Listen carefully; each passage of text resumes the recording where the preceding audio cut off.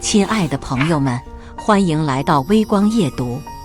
我被校霸连揍2顿，极尽欺辱。校霸仗着自己有个好爹，当着校领导的面依旧嚣张跋扈。校领导指责我，一个巴掌拍不响。我冷笑一声，打了个电话。豪车车队碾碎校长的盆栽，冲入校园。齐刷刷的黑衣人将办公室围得水泄不通。一个魁梧的身影走进办公室，山的领导找不着北，告诉我一个巴掌能不能拍响？这不挺响的吗？不好意思，谁还没个好爹了？接下来开始我们本期故事，记得点击订阅并开启小铃铛。我被揍的原因很离谱，用我同桌的话来说，就是惹上了大哥的女人。那天我坐在位上，班长王琳琳来收作业。小峰，收作业了。我把作业递过去，他忽然凑到我面前，用甜甜的声音轻语：“求你个事情，好不好呀？”王琳琳是我的前后桌，平时我们总聊天。她性格温柔直爽，长得可漂亮，水汪汪的大眼睛眼巴巴地看着我，微微地撅着嘴，像个小兔子。我想我无法拒绝他的请求，说呗，愿意效劳。你不是通校生吗？明帮我带杯奶茶呗。我扑哧一声笑了，就这事儿啊，搞这么神秘。谢谢啦，大帅哥，一会儿把钱给你。他拍了一下我的脑袋，蹦蹦跳跳的收其他人的作业去了。等到放学，我提溜起书包就往外走，留校的都回宿舍了。走廊里黑漆漆，我一个人慢悠悠地走着，忽然被揪住了后领子。没等我回头看去，就被一脚踹倒在地。声控灯亮起，几个人站在我面前，流里流气地俯视着我。哎呦，这不精神小伙吗？踹我干嘛？平时他们咋咋呼呼的来班里装逼，我是连头都没抬一下啊。你就是林峰啊？为首的红毛看着我，他尖嘴猴腮，瘦瘦巴巴，没穿校裤，紧身裤勾勒出纤细的腿。不是哥吗？这修身裤怎么就让你穿出妖娆的感觉啊？我低头又瞥见那双豆豆鞋，差点就绷不住了。我在心里默默地吐槽，没听见他喊我，谁知道下一脚直接踹在我的肚子上，一股剧痛袭来，我捂着肚子蜷缩在地上。我去，小哥，我招谁惹谁了？你他妈耳聋啊！老子问你是不是林峰？是，就是你招惹我对象。你对象？精神小妹？我没有啊！他妈的！他朝我吐了一口唾沫，随后几个人开始疯狂地踹我。你敢说你没跟王琳琳说话？妈的嘴硬，你就是找死！老子的女人你也敢碰？我护着脑袋，在地上被来回的踹。等他们踹够了，红毛撂下一句话：再让我看见你跟王琳琳说话，老子弄死你！随后拿起我的书包，把里头的东西哗啦啦的全倒出来，又朝里面吐了口唾沫，砸在了我的脸上。我拖着伤痕累累的身体回到家，我妈看见惊呼一声：林峰，你打架了！我心想，妈妈呀，那是我单纯的被揍啊，没有，今天体育课玩橄榄球伤到了。我是离异家庭，不想让妈妈多担心，自己走进房间，喷了点跌打损伤的药。手机响了起来，是同桌给我发的消息。我平时是不带手机的，因为带手机被抓到属于严重违纪，扣学分，停课处理。而且我是通校生，带手机没必要。打开手机，同桌给我发了几张照片，照片内容是那些混混拿我的证件照片 P 成了黑白色，文案全都是些不堪入目的辱骂。一股怒火涌上心头，我气得骂了一句：林峰，咋啦？我忘了房间门没关，赶紧说了句没事。怒火也慢慢的消失，一群小混混，闹一阵儿也就过去了。我只想安稳地度过高中而已。况且，要是被我妈知道我在学校被混混缠上，她得急哭。我和同桌聊了起来，得知那个红毛叫王博，家里跟校领导认识，染红毛也没人管，平时狂得没边儿，霸凌男同学，调戏女同学就是他的日常。手底下一帮小弟跟苍蝇围着，那啥似的。王琳琳也根本不是他女朋友，是王博看上了王琳琳，几番追求未果，气急败坏，开始四处宣扬王琳琳跟他是男女朋友关系。何必呢？领着一帮小弟天天做着黑社会的梦，殊不知自己真的很小丑。不过我也没法说什么，毕竟刚被人揍了。可是王琳琳的奶茶呢？如果让这群混混知道了，那不还得找事儿？大不了偷着给他得了，别被发现。第二天，我把奶茶偷偷地放进包里，进了班后四处看了看，没几个人在。王博他们不可能知道，于是把奶茶塞进王琳琳的桌洞里，就回座位了。上课的时候，王琳琳大概是发现了奶茶，回头对我wink一下，靠！太甜美了，美少女的笑容能治愈一切。下了第一节课，王博他们咋咋呼呼的就进来了。我来了，老婆。王博穿过讲台，径直地走向王琳琳的座位。他那帮小弟恨不能教室里出现聚光灯，给他们打光。一个个走路姿势拽得好像有千万双眼睛看着他们一样。其实大家该干嘛干嘛，就当他们是一坨臭粑粑。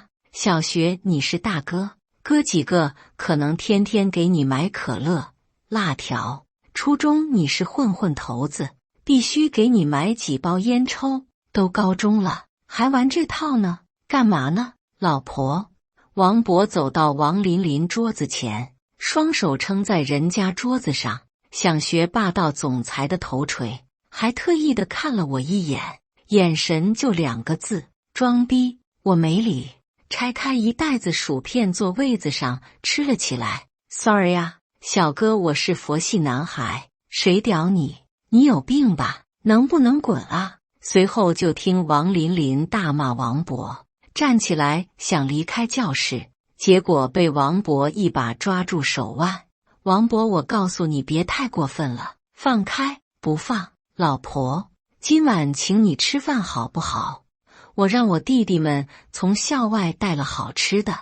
王博咧开嘴，露出焦黄带着牙垢的牙齿。哟，还弟弟们带了好吃的？啥好吃的？卷饼、炸串、肉夹馍啊！你看，特意给你带的。果不其然，校门口5块钱一个的肉夹馍，不是瞧不起，我那杯奶茶都能买5个，看得我直反胃。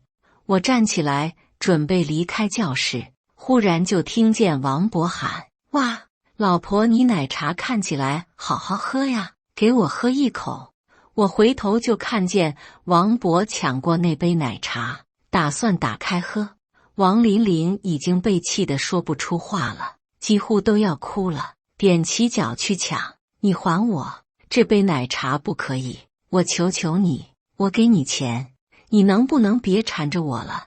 王琳琳眼泪流了出来，站在原地手足无措，看着那群小混混跟一群猴子一样的起哄。忽然，王博举着的奶茶被一把拿了下来，我站在王琳琳面前，一脸无奈。我说哥们，我真看不下去了。办公室里，我浑身湿漉漉的跟王琳琳站在一起，还有王博跟他那群猢狲。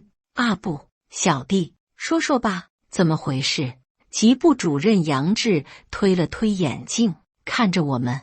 半个小时前，我站在了王琳琳面前，王博直接破防，抢过奶茶全泼在了我身上，然后一拳打在我脸上。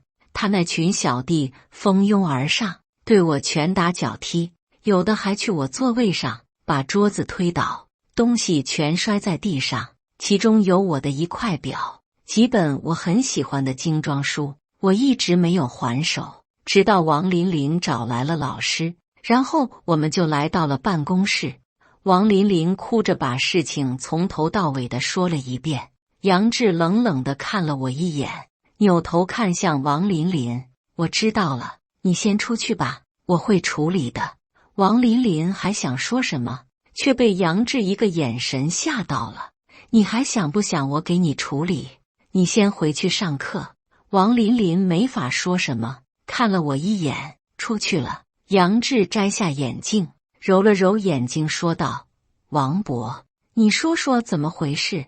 王博捋了捋那一头短毛，眨了眨细长的小眼儿。他骂我，然后还抢我手上的奶茶，我就推了他一把，然后奶茶就不小心打翻了。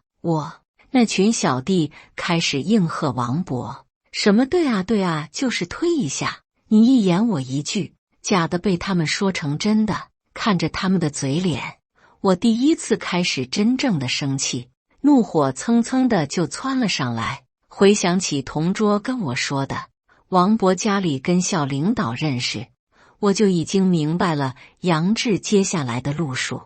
杨志扭过头看着我，是这样吗？我摇了摇头，不是，奶茶是我帮王琳琳带的。刚才王琳琳说的事情经过您是没听懂吗？她耍流氓，欺负女同学，然后我看不下去，拦了一下就被单方面的被打，这些都被您自动的过滤了吗？杨志气得啪的一拍桌子，你这个学生，你怎么说话？懂不懂尊敬师长？懂不懂做人？叫你家长来，我告诉你，一个巴掌拍不响，你就一点错都没有，就冲你这个态度，你就该……我一听他说出这种话，气得哑口无言。而且最怕的事也发生了，这件事情我最不想的就是被我妈妈知道。老师，我是被打的一方，为什么叫我家长？我跟你没什么话讲，我要跟你家长交涉，我是拦不住他的。杨志拿起手机就给我班主任打了电话，刘老师，你来一趟主任室。不一会儿，我班主任就到了办公室。杨主任，怎么了？班主任一头雾水地看着我们，怎么了？同学之间闹了矛盾，好好的解决才是第一位的。结果呢？冲着我什么态度？给他家长打电话，我倒要看看是什么家长教出了这么个孩子。杨志振振有词，冲班主任挥了挥手。班主任一把拉起我，主任，我跟这孩子聊聊，平时挺老实的。随后我就被班主任带到办公室外，来来往往的学生看着浑身湿漉漉的我，窃窃私语。听说了吗？这个男的招惹上王博了，这么倒霉，这也是自己找死。王博家里有那关系，被打也只能挨着吧。听说是招惹王博对象，这不是自己不长眼吗？什么瓜什么瓜，我跟他一个班的，家里条件一般，咱不知道咋想的。班主任拉着我走到一个角落，林峰啊林峰，你招惹谁不行啊？你去招惹王博，你不知道杨主任带他们班吗？杨主任肯定向着自己班的学生啊，而且王博他爸跟副校长那是啥关系啊？今年新进的一批实验器材跟教具都是王博他爸人家捐的，还有那一批书。林峰啊，你就去低头道个歉得了，毕竟一个巴掌拍不响。我抬起头，一脸惊愕地看着我班主任。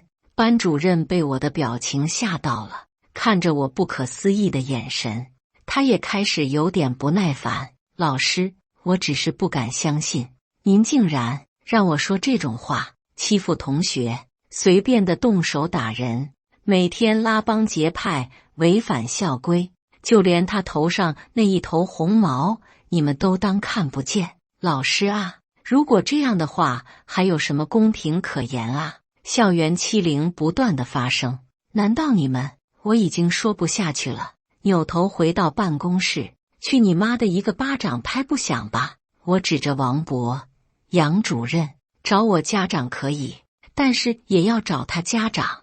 王博一脸不屑，轻笑一声，又抖着腿捋了捋他那一头红毛。杨志拿起手机，毕恭毕敬地发了一条语音：老王啊，小博在学校有了点小插曲，跟一个学生闹了矛盾，结果呢，这个学生不服气，对老师态度还不好，我就要找他家长。既然孩子不服，就叫双方家长嘛，你也来劝劝小博，双方家长交流一下。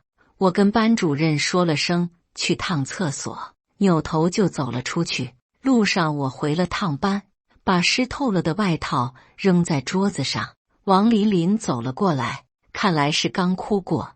她举起一块碎掉的表，小峰，对不起，这块表被他们摔坏了，你没事吧？我轻轻的一笑，当然没事了。还有就是，我挺喜欢你的，以后天天请你喝奶茶。没事就好。不是，你说什么？我走出班门口，背对着他挥了挥手。回办公室注定要经过王博的班，他的那群走狗纷纷地站在走廊里，流里流气地看着我，不知死活的东西。一会儿又有好戏看喽。我没理会，径直地走进办公室。办公室一直开着门，当我走进去时，多了好几个老师，其中有一个穿着黑貂的肥胖中年男人坐在中央。如果我没猜错，他应该就是王博的老爹，此刻正在跟杨志谈笑风生。杨志抬头看了我一眼，赶紧叫你家长吧。刚才我们跟政教部门商量了一下，你已经对校风校纪造成了严重的影响。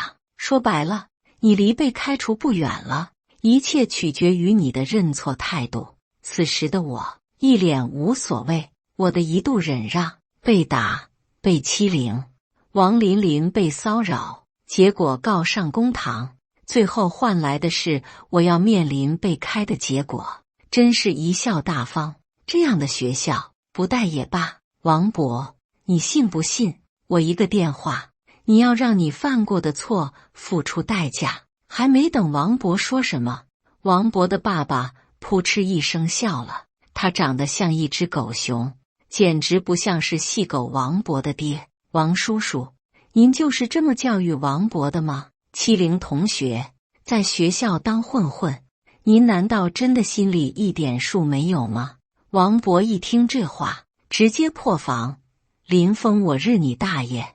你是不是没爸啊？全身上下的行头还没我一块表贵，你妈供你上学挺不容易的吧？我冷笑一声，王博，你就这么口无遮拦？由此可见，你家对你的教育是多么失败。王博的爸爸掏出一盒华子，分给杨志和那几个政教处的领导。他起身给众人点烟，肥硕的脸挡住了上方的标语：无烟校园，禁止吸烟。杨主任啊，我是看出这个孩子什么态度了。小博跟他发生争执也在情理之中啊。叫你家长来，我总不能骂一个孩子，我倒要看看你爹是什么人物。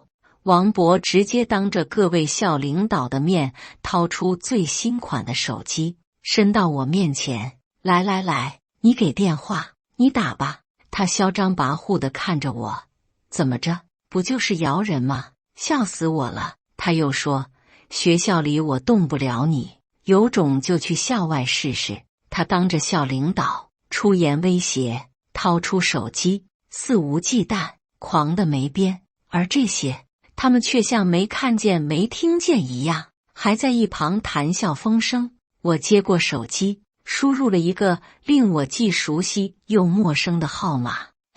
对不起妈，这是唯一一次没听你的话。电话很快的接通，手机里传来一个低沉沙哑的声音：是小峰吗？我一愣，你咋知道？我告诉你的这个号码对你是单线的，除了你，没人会给我这个手机打电话。你终于肯给我打电话了，哈哈哈哈哈哈哈哈哈。对面开心的大笑，吵到了我的耳朵。我在学校被揍了，老师找你，你来一趟吧。没等他说话，我就挂断了。看着崭新的手机，我气不打一处来，啪的一声摔在了地上。抬头看着所有人目瞪口呆的脸，我笑了笑。哎呦，手滑，你疯了！王博冲上去捡起手机，看着碎掉的屏幕，几乎红着眼眶朝我咆哮：你他妈给我赔！我就不啊！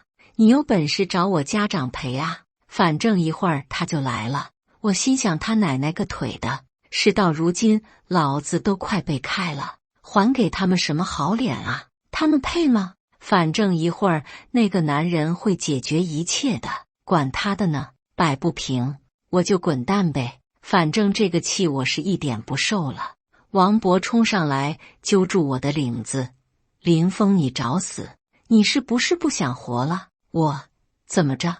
仗着办公室里没监控，开始动我了。小博，放开，毕竟这是学校。王博的父亲吸了口烟：你知不知道，弄坏别人的东西是要赔的啊？我一把推开王博，整了整领子：我知道啊，你家孩子弄坏了我一块表和几本精装书赔了吗？你儿子打了我，赔医药费、精神损失费了吗？别说这些屁话，林峰，你现在知道自己在说什么吗？你知道你这个态度足以让我开除你吗？你家长什么时候来？我必须要开除你！你这样的学生就该开回家！杨志拍案而起，怒斥着我。此刻，办公室门口挤满了人。我和王博的事情几乎已经传遍了校园。王博是什么人？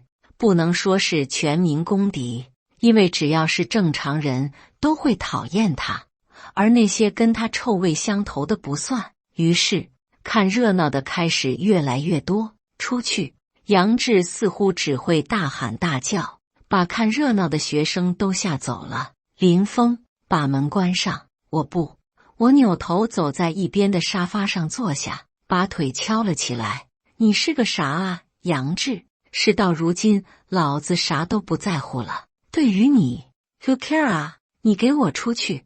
杨志歇斯底里怒吼。等他吼完，忽然一片寂静，走廊外吵闹的声音都没有了。下一刻，忽然传来爆炸般的惊呼，紧接着，走廊里开始喧哗起来。我靠，好牛逼啊！这谁啊？杨志在管我。回头向落地窗看去。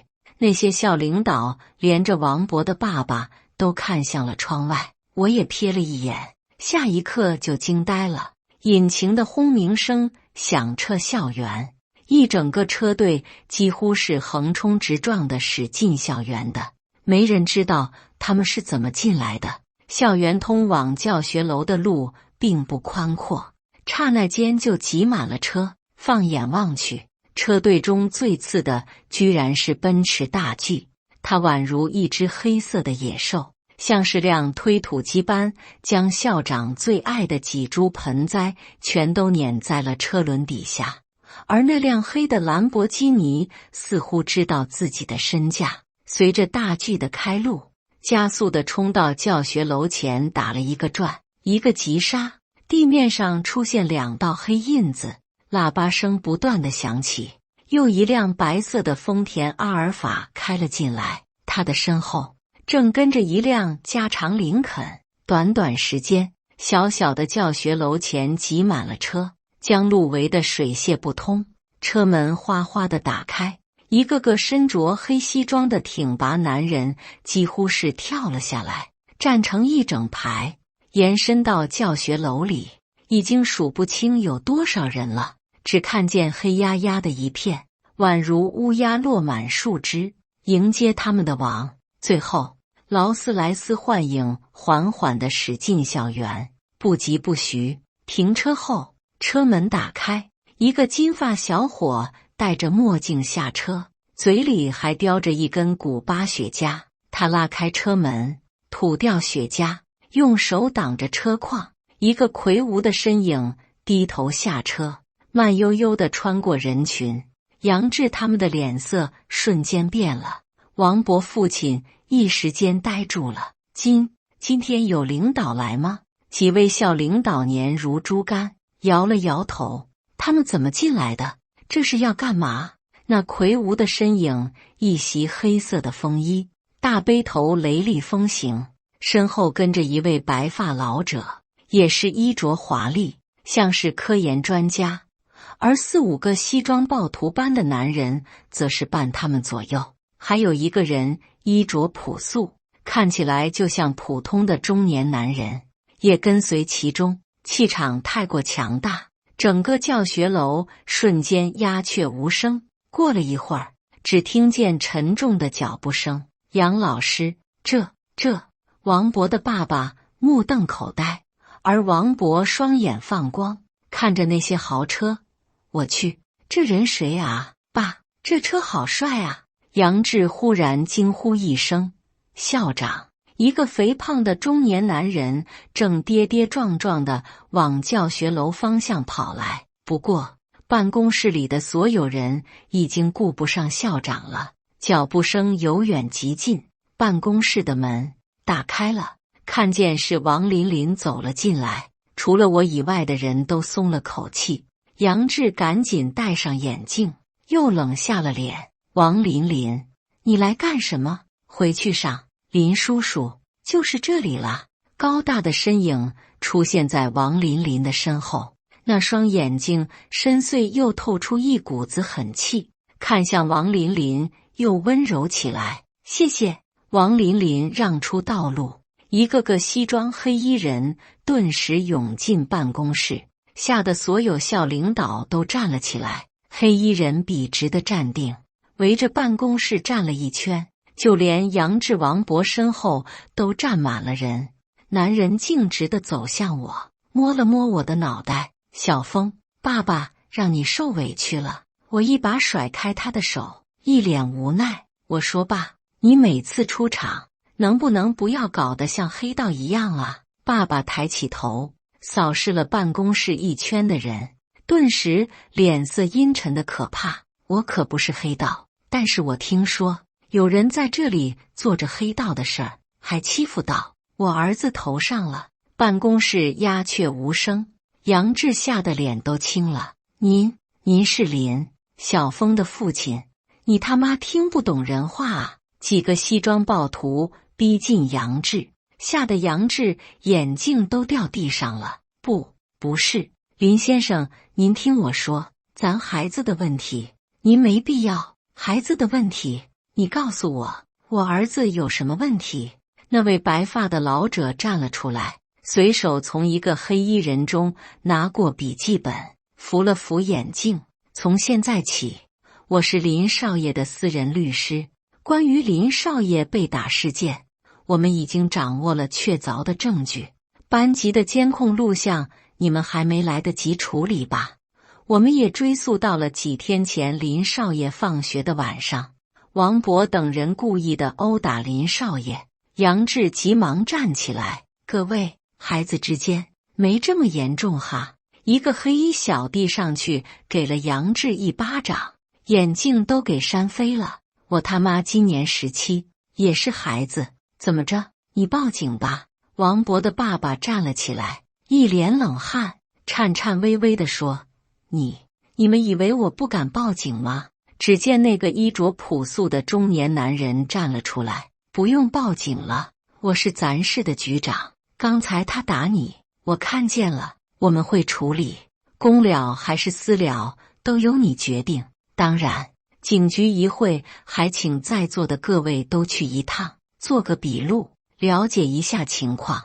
那个打人的黑衣小弟哈哈一笑，局长，回头我就自首哈。随后甩出一沓钞票到桌子上，够不够你一巴掌？不够我再加昂。刚才对不起哈杨主任，没忍住。我爸站起来上去就是给他一脚。你狂什么狂？没看见局长在这儿，怎么打老师呢？滚出去！那黑衣男嬉皮笑脸的就走了出去。在场的人校领导全都目瞪口呆。王伯父子吓得一动不敢动。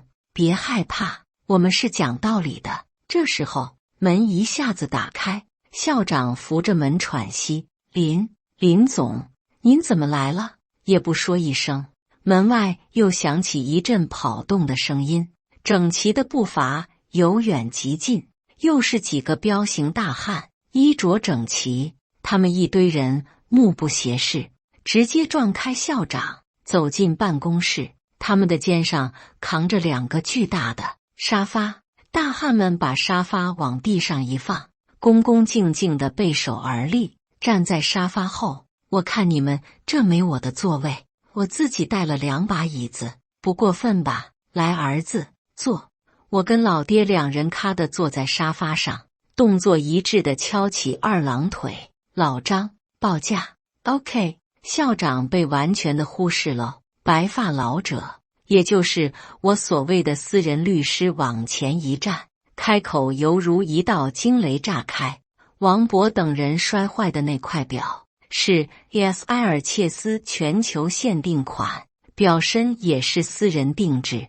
我们找了专家估价，这块表林少爷戴了差不多1年，摔坏前的成色，价值约14万美金。注意，是美金。哦，当然了，这个后期我们可以再去鉴定。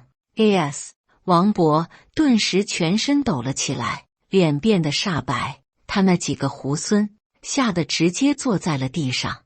AS 这种国际顶尖品牌是碾压劳力士、百达翡丽，堪称表皇的存在，只要是爱表人士一定都听说过。我凑近老爹：“不是，爹，这破表真这么贵啊？”我爹白了我一眼，摇了摇头：“哎，你小子是没懂我的父爱如山啊！这块表是我亲自找创始人定做的，还带他们一群老外上淄博吃了个小烧烤。咱们家跟他们有合作，送个破表也是理所当然喽。”老张律师扶了扶眼镜，继续报价。至于那几本精装书，是当今4大文豪和作家富豪榜的几位亲笔手抄本，价值不可估量。例如其中一本《哈利波特》就是 J.K. 罗琳的亲笔抄写，相当于无价之宝。可以，我愣住了，扭头看向老爹：“不是，你是怎么成功的跟他们交涉，然后让他们活生生的抄一本书的？”老爹挑了挑眉：“我很低调的好吧？你以为去淄博吃烧烤的就只有 AS 创始人？为了给你送这份礼物，我可是费了好大心血。总之最后给你搞到了，他们也答应回去手抄一本寄过来。反正像他们这种不缺钱的人也闲得没事情干了，我就给他们搞有钱买不到的东西呗。什么？我身边有几个顶牛的算命大师，跟他们去外国玩去了，你懂的。他们一般开始信这个喽。”我竖起大拇指：“爹你好牛，怪不得那本书是手写的。”我还纳闷，我看向王博父子，他们已然被吓破了胆子。王博的父亲之前还像只狗熊，现在像个丧家的黑狗，他面如死灰，求助般的看向站在我们身后几乎被黑衣人淹没的校长。校长颤颤巍巍地挤进来，肥肥的脸上堆满了肉，全是汗。“林总，你闭嘴！”我爹站起来，俯视着他：“当年建立新校区，我投资几百万给你们盖教学楼，拒绝了做名誉校长，全都是因为我儿子想在这里上学，我想给他一个更好的环境。这几年我跟我儿子联系少，你干了什么？我也没让你特意的关照我儿子吧，我就让你像对待普通学生那样正常的对待他。可你呢？你这几年干了什么？我儿子受到校园霸凌，学校领导又干了什么？你还有脸给我搁这儿求情？”校长被对得哑口无言，低着头。我爹抬起头，俯视着众人：“我记得你们常说的话就是一个巴掌拍不响吧？来，谁说过一个巴掌拍不响？站出来！”杨志现在当起了龟孙，缩在座位上一动不敢动。我爹眼神示意，一个西装男凑了过去：“杨主任啊，请问你有没有说过一个巴掌拍不响啊？”说过。啪！杨志的眼镜再一次的被扇飞。一个巴掌能不能拍响？能。杨志捂着脸，委屈的撅着嘴。忽然，王博的爸爸站起来，鼓足了勇气：“你们别欺人太甚，我已经报警了，警察很快就到。”果然，不一会儿，一辆警车停在了校门口，2个警察向我们走来。我从窗外看见，扭头看向了我爹：“真的没关系吗？”我爹笑着朝我wink一下：“不慌，老爹在呢。”那个局长看了回，拍了拍我爹的肩膀：“我回去了，一会儿好好的配合工作。你们打人的那几个人，记得来警局自首。”知道了，老王，你先回吧。老王刚走，2名民警走了进来，也被这场面吓了一跳。“干什么呢你们？黑社会啊！”“警察同志，就是他，他是黑社会，殴打老师，他无法无天。”警察把父亲带走后，王博父子瞬间又摆出了那副恶心人的嘴脸。“林峰，别以为你有个这样的爹，你就可以为所欲为。”我冷笑一声，深知老爹不会就此止步，以他的性格，绝对会办出让人惊掉下巴的事。大肚腩校长冷汗直流，好像还没有缓过劲儿来，咳嗽了2声。“林峰、王博，你们先回去，等待学校处理吧。”我转身离开，回头看了一眼杨志，他幽怨的眼神如同毒妇般的注视着我。回家我并没有将这件事告诉妈妈，学校也没有再给我打电话，他们并不知我家的情况，所以应该默认妈妈也是知道这件事的，但不知道老爹怎么样了。第2天，我像往常一样的去上学，校门口人来人往。我忽然瞥见了王博和那群猢狲，正在校门口一脸邪笑的看着我。“不是吧，哥吗？昨天吓成那样，今儿还跟没事人一样呢。”正当我想办法如何应对时，忽然看见王博他们脸色大变，一溜烟的全跑进学校了。我挠了挠头，忽然听见车门齐刷刷的打开的声音。好吧，又是那群黑衣人保镖。脚步声咔咔的响了起来，他们来到校门口，站成一排，旁边的学生有的停下来窃窃私语，有的则似笑非笑地看着我。我一脸无奈，往学校里走，他们则跟了进来。我回头看着他们：“你们怎么进学校了？”其中一个墨镜哥上前一步：“老大怕少爷受欺负，跟校长申请了陪读。”陪读。接下来就出现了一个很滑稽的场景，整个走廊，我走在前面，这群黑衣大汉则跟在后面。我走进班里坐下，这群人就站在教室后面，齐刷刷地站成一排。教室外也站满了人。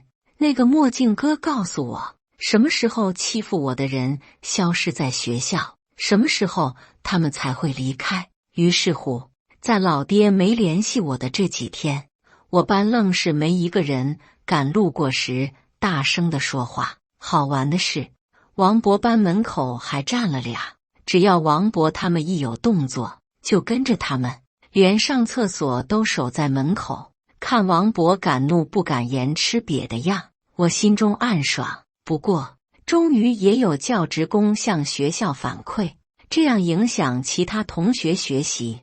校长和各个主任也都过来了，一脸陪笑。交涉的还是我墨镜哥。不好意思，我们少爷的生命安全在这里得不到保证，所以我们就来陪读，合情合理。如果你们有问题，可以起诉我们。当然了，我们所有人都是自愿，要起诉的话，你得一个个的来。怎么样？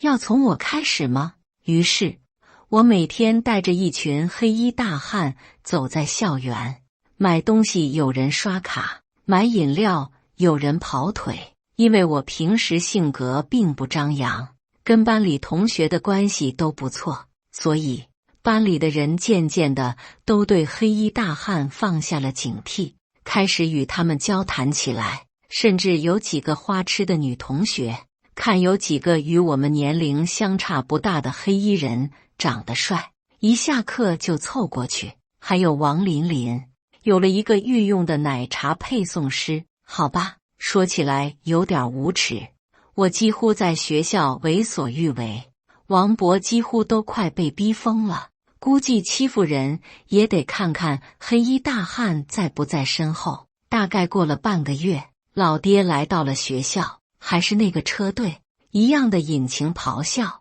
一样的嚣张跋扈。校长的盆栽再次遭殃，我们要求王博父子赔款，找来了专家鉴定他损坏我的那块表，确实是那个价钱。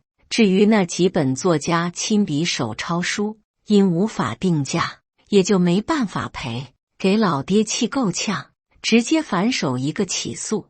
王博正好满了18岁，貌似2个月前，这小子刚过完18岁生日，踹我干嘛？平时他们咋咋呼呼的来班里装逼，我是连头都没抬一下啊。但虽所以，这个事儿是成年人殴打未成年人。老爹提供了我2段被殴打的监控视频，证人还有王琳琳和同班同学。由于我人缘的关系，班里大多数人都给我出面作证。王博当时就吓尿了，成人恶意的殴打未成年人，违反了我国未成年人保护法、治安处罚法，导致轻伤以上的，触犯刑法故意伤害罪，应该接受以上法律惩罚。结伙殴打、伤害他人、多次殴打、伤害他人或者一次殴打、伤害多人的，根据《未成年人保护法》第60条，违反本法规定，侵害未成年人的合法权益，其他法律法规已规定行政处罚的，从其规定造成人身财产损失或者其他损害的，依法承担民事责任；构成犯罪的，依法追究刑事责任。刑法第234条规定，故意伤害他人身体的，处3年以下有期徒刑、拘役或者管制。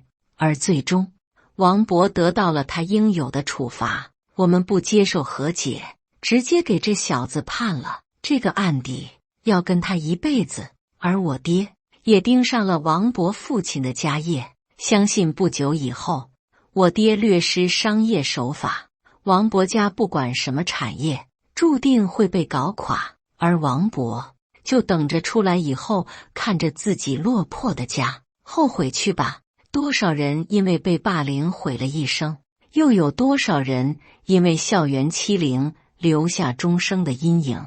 施暴者不应该被原谅，也不应该被可怜，这种风气应该彻底的杜绝。因为这一番操作，我们的校园已经彻底的没了校园欺凌现象，亦正亦邪的黑衣人彻底的退场，留给我们的是清澈的校园，是青春的舞台。而我也立志做一名教师，虽凭我一己之力无法根除这种现象，但我会尽我所能，并为之一直努力着。感谢大家的观看。本期故事精彩吗？欢迎大家在下方评论区吐槽。如果你喜欢这类故事，记得点击订阅微光夜读，并分享给更多的人，这会对我帮助很大。再次感谢大家的观看。